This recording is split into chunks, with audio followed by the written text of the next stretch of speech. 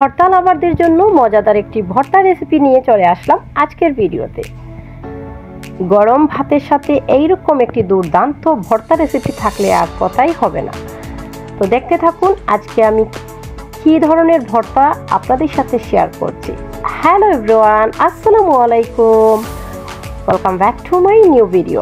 আশা করি সবাই ভালো আছেন, আমরা আলহামদুলিল্লাহ এই তো ভালো আছি। আবারও চলে আসলাম দিয়া আলম ব্লগের নতুন আরও একটি ভিডিও নিয়ে আপনাদের মাঝে। কাছে এবং দূরে, দেশ এবং দেশের বাহিরে থেকে এই মুহূর্তে যে যেখান থেকে আমার ভিডিওটি দেখছেন কিংবা পরবর্তীতে দেখবেন, সবাইকে জানাই অনেক অনেক ভালোবাসা এবং অসংখ্য ধন্যবাদ। তো চলুন ভিডিওটি শুরু করি। তো এখানে দেখতে পাচ্ছেন পুঁই শাক নিয়ে আসা হয়েছিল বাজার থেকে। তো পুঁই শাক আমি এগুলো ক্লিন করছিলাম যাতে করে রান্না করার জন্য। হঠাৎ করে আমার মনে হলো যে একটু ভর্তা তৈরি করি পুঁই শাকের। তো সেই ক্ষেত্রে আমি ক্লিন করছিলাম আর ভাবছিলাম কি করা যায়, কিভাবে ভর্তা করব সেটা নিয়ে একটু ভাবছিলাম। তো হঠাৎ করে মাথায় যা আসলো সেটা দিয়েই ভর্তা শুরু করে দিই। তো ভর্তাটা এতটাই টেস্টি, বিশ্বাস করুন, আপনারা একবার ট্রাই না করলে বুঝতে পারবেন। আমি নিজেও জানতাম না যে এতটাই টেস্টি হবে। এটা আমার একটা মন গড়া রেসিপি ছিল। তো যাই হোক, ভাবছিলাম এটা আমি রান্না করব পুঁই শাকটা মাছ দিয়ে। পুঁই শাকটা আমি এখানে ক্লিন করছি আর ভাবছি যে কী করা যায়, ভর্তা বানাবো, কী দেব, নিজে থেকে একটা রেসিপি তৈরি করে নেই আর কি। তো আমি আমার নিজের মতোই, মন ইচ্ছে মতোই আমি রেসিপিটা তৈরি করি। আশা করি আপনাদেরও ভালো লাগবে। তবে যাই বলুন না কেন, টেস্ট কিন্তু অসাধারণ হয়েছিল, বিশ্বাস করুন। আমি নিজেও ভাবতে পারিনি এতটাই টেস্ট হবে। তো এখানে কিন্তু আমি ক্লিন করে নিচ্ছি আর এই যে ডাটাগুলো রেখে দিচ্ছি, যে এই সাইডগুলো শক্ত, সেগুলো আমি আবার রোপণ করে দেব। তাহলে কি হবে, পুঁই শাকের গাছ কিন্তু হয়ে যাবে। এরকম আমি আগেও লাগিয়েছিলাম। এই ডাটাগুলো ফেলে না দিয়ে, যেই ডাটাগুলো শক্ত সেগুলো আগার সাইড যেটা ওইটা আমি রেখে দিচ্ছি, আর গোড়ার সাইড যেটা ওইটা আমি কিন্তু রোপণ করব। ওইটা থেকে পুঁই শাকের গাছ হবে আবারও। তো এই যে আমি ক্লিন করে নিচ্ছি, আর ক্লিন করার পর এতটাই সুন্দর লাগছিল যে বাইরের ওয়েদারের সাথে তাকে একটু ধুল খাওয়াতে হচ্ছিল আমার। এই যে আমি আসলে ভাবছিলাম যে টিউবওয়েল থেকে এটা ধুয়ে নিয়ে আসবো, এটাই ভাবছিলাম, যে হচ্ছে ওটার মধ্যে একটু বালু বালু ভাব আছে। তারপরে এতটাই প্রচণ্ড গরম, বাবারে বাবা, আমি তো এমনিতেই বারান্দা থেকে হাত বাড়িয়ে একটু ভিডিও শ্যুট করে নিয়েছি, কারণ এতটা রোদের মধ্যে আমি টিউবওয়েলের ওইদিকে যাব না। তো সেই জন্য এটা ঘরেই আমি ধুয়ে নিই, ভালো করে ক্লিন করে ধুয়ে তারপরে আমি এটাকে কিভাবে ভর্তাটা তৈরি করি দেখতেই থাকুন। মাত্র কয়েকটা পাতা নিয়েছি, দেখুন পুঁই শাকের মাত্র কয়েকটা পাতা নিয়েছি, বেশি করে রসুন পেঁয়াজ নিয়েছি এবং কাঁচামরিচ এবং শুকনো মরিচ নিয়েছি। তার সাথে নিয়েছি আমি 2 পিস শুটকি মাছ। এটা হচ্ছে অপশনাল, আপনারা চাইলে দিতে পারেন, না চাইলে স্কিপ করতে পারেন। তারপর হচ্ছে 1 পিস কাতলা মাছ দিয়েছি আমি।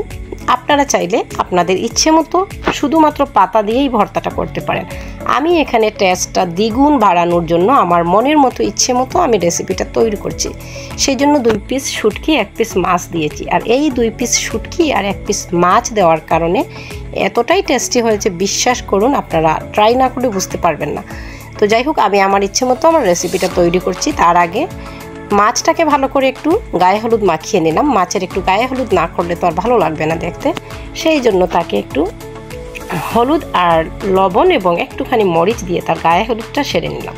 তারপর দিয়ে দিলাম গরম তেলে। এখানে আপনারা সরিষার তেল ইউজ করতে পারেন। তো এই যে আমি একটুখানি তেলে শুটকি মাছটা ভালো করে ধুয়ে নিয়েছি। শুটকি মাছ 2 পিস, 1 পিস মাছ, এবং আমি তার সাথে দিয়ে দেব রসুন এবং পেঁয়াজ, সব উপকরণগুলো এখানে আমি দিয়ে দেব। তো দেখতেই থাকুন কিভাবে খুব সহজে এই ভর্তা রেসিপিটা তৈরি করা যায়, একদম সহজে।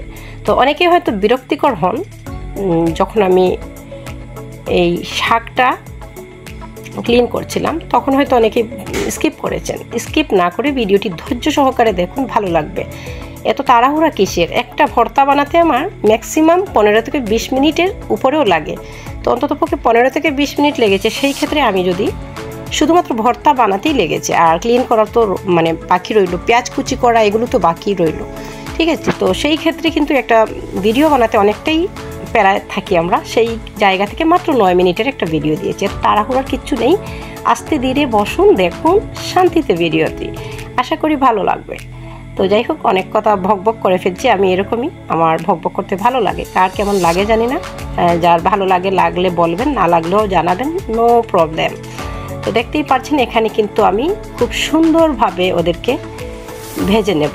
পেঁয়াজ, রসুন, কাঁচামরিচ, শুকনো মরিচ, মাছ, শুটকি সব কিছুকে ভালো করে এগুলোকে সুন্দরভাবে আস্তে আস্তে একদম লো হিটে রান্নাটা করতে হবে, যাতে করে সুন্দরভাবে পুড়ে না যায়।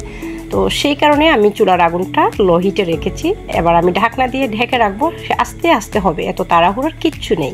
মজাদার কিছু খেতে হলে ধৈর্য ধরতে হবে, মজা করে বানাতে হবে, তাড়াহুড়ো করলে হবে। এই পর্যায়ে আমি মরিচটা তুলে নেব, কারণ মরিচটা কিন্তু বেশি সময় ভাজতে হবে না। মরিচটা অলরেডি ভাজা হয়ে গেছে, আর লাগবে না।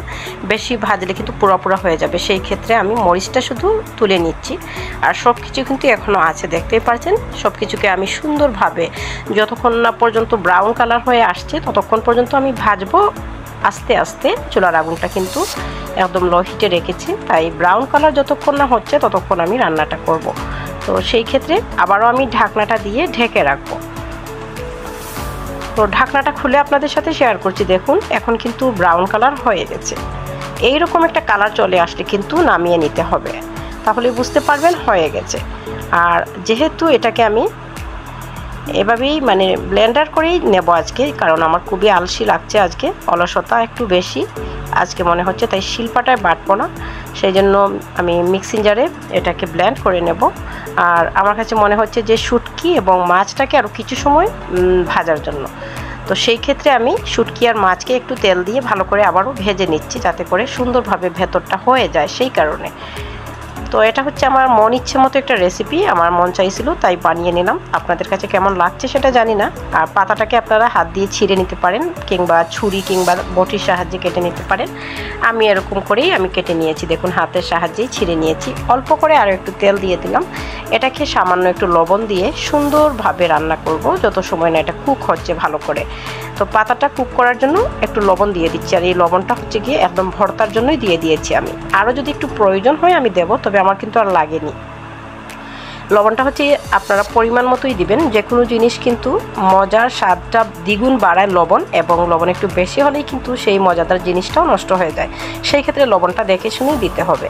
তো এই হয়ে গেল ফাইনালি সব কিছু ভাজা, সাথে সাথে ধনিয়া পাতা দেখতেই পাচ্ছেন। এবার বুঝতেই তো পারছেন কতটা টেস্ট হবে। মাছের কাঁটা কিন্তু আমি ক্লিন করে মাছটা একদম পরিষ্কার করে নিয়েছি।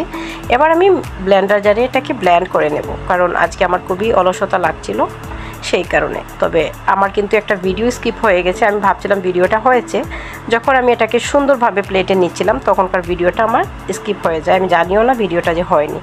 তো যাই হোক, আমি কিন্তু সুন্দরভাবে এটাকে প্লেটে সাজিয়ে নিচ্ছি। আর মিক্সিং জারে অনেকটাই ভর্তা আছে, কিন্তু সেগুলো আমি বের করছি।